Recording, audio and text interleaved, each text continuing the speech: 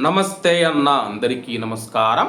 కువైట్లో అప్పులు తీసుకొని అప్పుల పాలైన కువైట్లో ఉన్న కువైటీల సంఖ్య మరియు ప్రవాసుల సంఖ్య రోజు రోజుకు పెరుగుతూ ఉంది.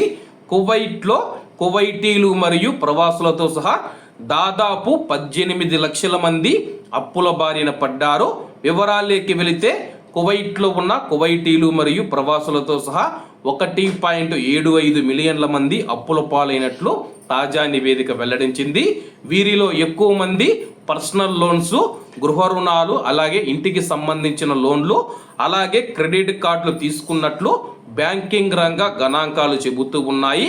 కొత్త రుణాల కోసం దరఖాస్తు చేసుకునే ముందు క్రెడిట్ స్కోర్ను తనిఖీ చేసే వారి సంఖ్య 55.6% పెరిగిందని చెప్పేసి దేశ ఆర్థిక కార్యకలాపాలకు క్రెడిట్ సిస్టమ్ ఎంతవరకు అనుసంధానించబడ్డారన్న దానికి ఇది ఒక ఉదాహరణని చెప్పేసి కువైట్లో మనం చూసుకుంటే చాలామంది క్రెడిట్ కార్డులు కానీ, పర్సనల్ లోన్స్ కానీ, అలాగే ఇంటి మీద హౌస్ లోన్లు అయితే తీసుకొని ఉన్నారో వీరి సంఖ్య 18 లక్షలకు చేరుకుందని చెప్పేసి ముఖ్యంగా మనం చూసుకుంటే ఇవి బ్యాంకుకు సంబంధించే బ్యాంకులో అప్పులు చేసిన వారి సంఖ్య మాత్రమే.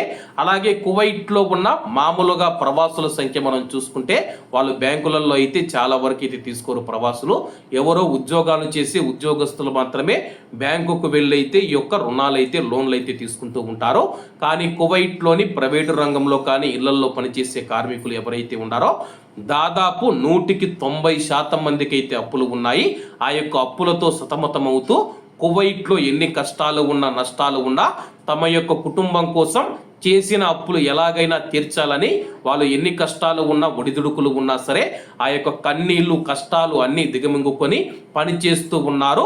వాళ్ళ గురించి ఇప్పటి వరకు ఎటువంటి నివేదికలు రావన్నా కేవలం బ్యాంకుకు సంబంధించినవి అధికారికంగా మాత్రమే వచ్చాయి.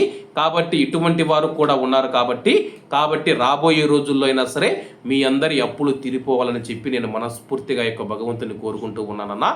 ఎందుకంటే అప్పు లేనివాడు అధిక సంపన్నుడు అంటాడు కదా.